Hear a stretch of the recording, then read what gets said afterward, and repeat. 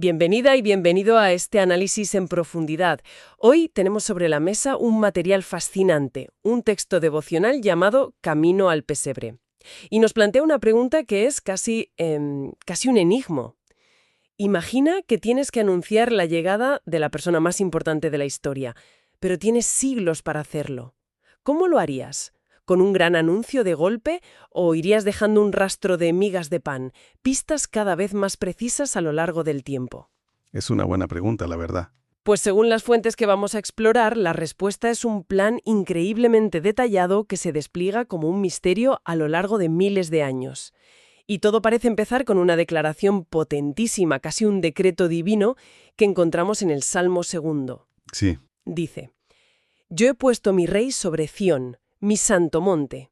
Mi hijo eres tú. Yo te engendré hoy. O sea que desde el principio ya tenemos una dualidad, rey e hijo. Totalmente. Y esa tensión que señalas, es la clave de todo el asunto. No es solo un rey terrenal, como David, ni tampoco una figura puramente espiritual. Es ambas cosas a la vez. Claro. Las fuentes nos presentan esta declaración como la piedra angular sobre la que se construirá toda la expectativa mesiánica.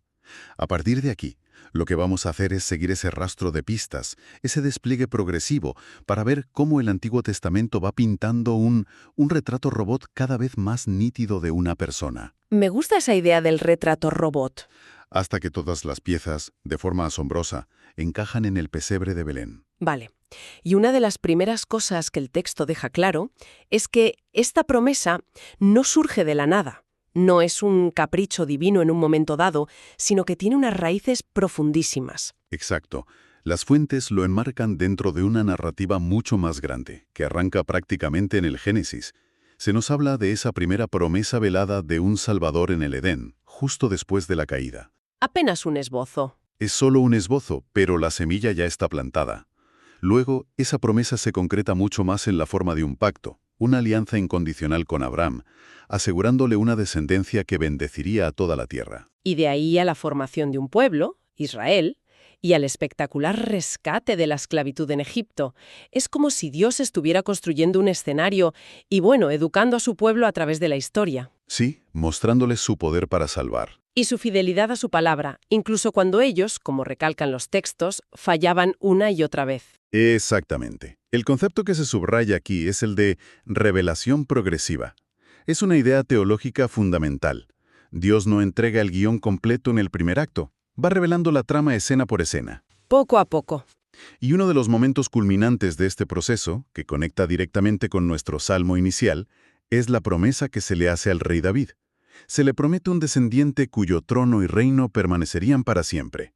Fíjate, ahí la idea de rey se vuelve eterna. Claro, trasciende cualquier dinastía humana. Exacto. Ya no se está hablando de un simple sucesor político, sino de ese rey hijo definitivo. Claro, y durante siglos eso fue una promesa, una esperanza a la que aferrarse.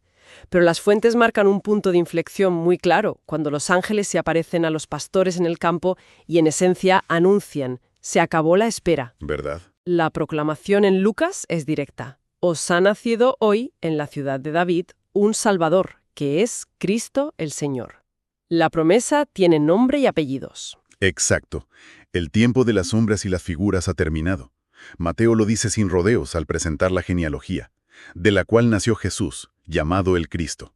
Y aquí es donde los títulos se vuelven cruciales. No son meros adornos. Eso quería preguntarte. Porque usamos esas palabras, Jesús, Cristo, Mesías, casi de forma intercambiable, pero los textos se detienen a explicar su significado preciso. Sí. El nombre Jesús, nos dicen, es la versión griega del hebreo Yeshua, y significa Jehová salva.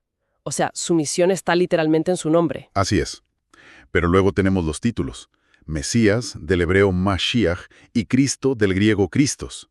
Y aunque vienen de dos idiomas distintos, significan exactamente lo mismo. El ungido. Y la palabra ungir hoy en día nos suena un poco lejana, quizá algo ceremonial y antiguo. ¿Qué significaba realmente para alguien en el antiguo Israel? ¿Era como una coronación? Era mucho más que eso. Una coronación tiene que ver con el poder político, con la aclamación humana. Ungir, en el contexto bíblico, era un acto de consagración divina. Ah, vale. Era Dios mismo poniendo un sello sobre una persona para una tarea específica y sagrada. Se ungía con aceite que simbolizaba la presencia y el poder del Espíritu Santo para capacitar a esa persona. Entiendo. ¿Y a quiénes se ungía? Pues fundamentalmente a tres tipos de oficios. Se ungía a los reyes, como David, para gobernar al pueblo con justicia. Claro. Se ungía a los sacerdotes, como Aarón y sus descendientes, para mediar entre Dios y el pueblo, ofreciendo sacrificios por el pecado. Vale. Y se ungía a los profetas para que proclamaran la palabra de Dios con autoridad. Tres funciones distintas pero vitales. Entonces, cuando a Jesús se le llama el Cristo, el ungido, ¿se está diciendo que cumple una de estas funciones? Se está diciendo que cumple las tres. Y no solo que las cumple, sino que las encarna a la perfección y de forma definitiva. Él es el profeta supremo que revela a Dios perfectamente. El sacerdote perfecto. Es el sacerdote perfecto que no ofrece un sacrificio ajeno, sino a sí mismo. Y es el Rey eterno cuyo reino no tendrá fin. Es la convergencia de todos los oficios en una sola persona. Es la suma de todo. Hay una cita del teólogo puritano John Flavel en los materiales que lo resume de forma brillante. Sí, la tengo aquí. Dice que en el nombre Jesús está su función, salvar. En el título Cristo está su autoridad, la de ser el elegido y capacitado por Dios. Y en el apelativo Señor está su deidad, es Dios mismo. Es una síntesis increíblemente potente. Lo es, porque te da la identidad completa en tres palabras. No es solo un Salvador. Es el Salvador autorizado por Dios, que además es Dios mismo. Vale, y aquí es donde para mucha gente la cosa se pone o muy interesante o muy difícil de creer. Porque una cosa es una promesa general de un Salvador o el ungido, y otra muy distinta es tener, casi como si fuera una ficha policial, detalles súper específicos con siglos de antelación. Desde luego, ¿Cómo abordan las fuentes esta precisión tan milimétrica? ¿Se presenta como la prueba definitiva? pues se presenta como uno de los pilares de la credibilidad del relato. No se trata de profecías vagas que se puedan reinterpretar fácilmente. El texto recopila varias que son, sorprendentemente concretas. Por ejemplo, el lugar de nacimiento, algo que parece casi aleatorio. Unos 700 años antes de que ocurriera, el profeta Miqueas escribe: «Pero tú, Belén Efrata, pequeña para estar entre las familias de Judá, de ti me saldrá el que será Señor en Israel». Yeah. Me llama la atención que no sea Jerusalén, la gran capital religiosa y política, sino una aldea casi insignificante. Y ese detalle es crucial.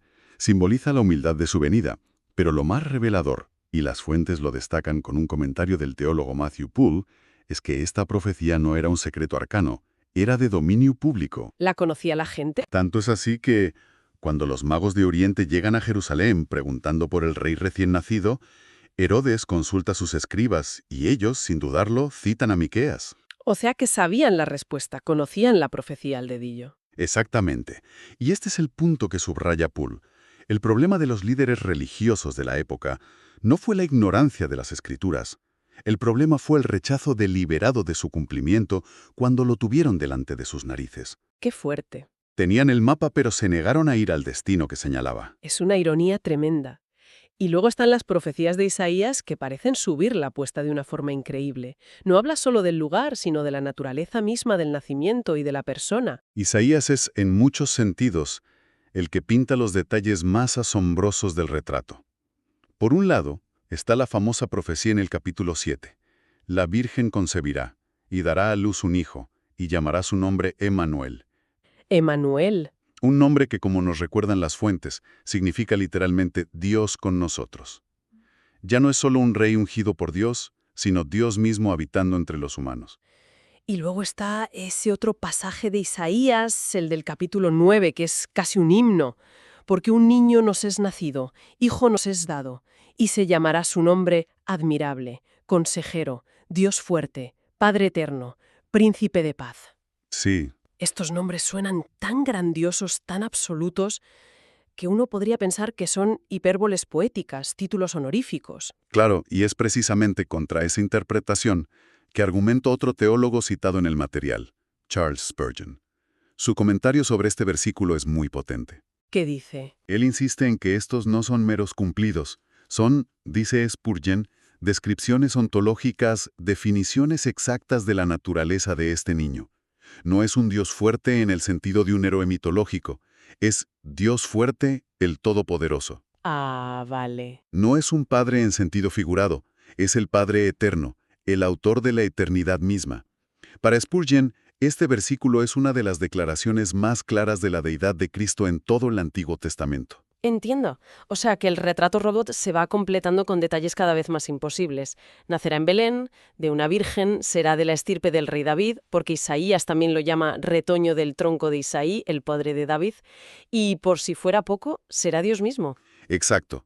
Y además se añade que el Espíritu de Dios reposará sobre él en plenitud, lo que otro comentarista citado, Matthew Henry, llama un retrato compuesto. Un retrato compuesto. Si tomas cada profecía por separado, quizá podrías encontrar alguna coincidencia forzada, pero cuando las unes todas, linaje, lugar, tipo de nacimiento, naturaleza divina, triple oficio, el retrato es tan increíblemente detallado que, según el argumento de las fuentes, la probabilidad de que un ser humano ordinario las cumpla todas por casualidad es prácticamente nula. Imposible, vamos. Solo una persona, el Dios hombre, Jesucristo, encaja en cada uno de los detalles. Vale, tenemos el qué, la promesa de un rey hijo, y el cómo a través de un goteo de profecías cada vez más específicas.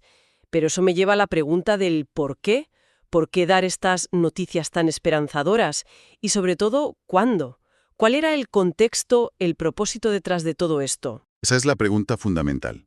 Y la respuesta que ofrecen los textos es, creo, una de las ideas más profundas de todo este análisis. Estos anuncios mesiánicos, estos destellos de esperanza, no se dieron por regla general en los momentos de mayor esplendor y fidelidad de Israel. No. Todo lo contrario. Se dieron en los malos momentos. Se dieron en los peores. Las fuentes subrayan que profetas como Isaías o Jeremías proclamaron estas promesas en épocas de una profunda crisis espiritual y nacional. Ya. Eran tiempos en los que el pueblo se había entregado a la idolatría, la injusticia social, y una religiosidad que se describe como de pura fachada, vacía por dentro.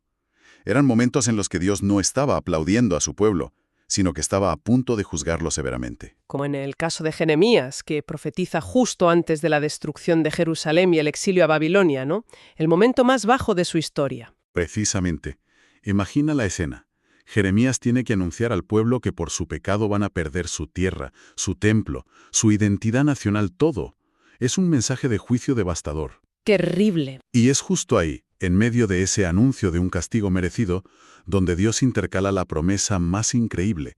Es Jeremías quien dice que, a pesar de todo, Dios hará brotar de la línea de David un renuevo de justicia, un rey que reinará y traerá salvación. Es una paradoja increíble.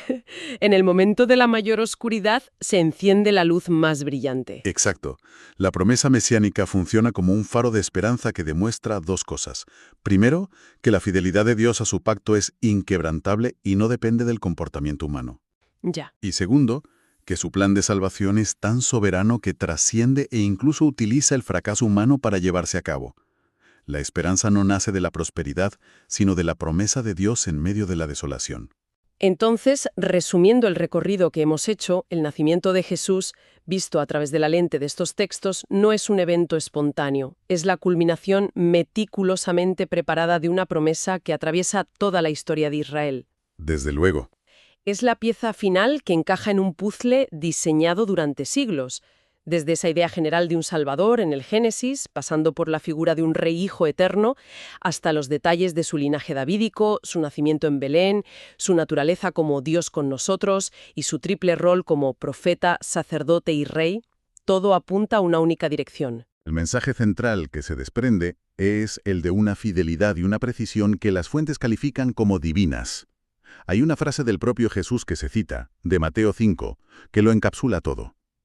Ni una jota ni una tilde pasará de la ley hasta que todo se haya cumplido. Todo al detalle. Esta idea del cumplimiento profético no se presenta como una curiosidad intelectual, sino como una de las grandes evidencias de que la historia tiene un director y que cumple sus promesas al detalle, sin importar el tiempo que pase o lo adversas que parezcan las circunstancias. Los textos que hemos analizado concluyen con una pregunta directa sobre si se reconoce a Jesús como ese Mesías que gobierna la propia vida. Pero, basándonos en lo que hemos discutido, quizá podemos llevar la reflexión un paso más allá. A ver. Si las promesas más profundas de esperanza de Dios, como acabamos de ver, no se dieron en tiempos de paz y éxito, sino en medio de la crisis y el anuncio del juicio, ¿qué nos dice eso sobre la naturaleza de la verdadera esperanza? ¿Y qué podría revelar sobre cómo actúa Dios, especialmente en esos momentos que nosotros percibimos como los más oscuros y desesperados?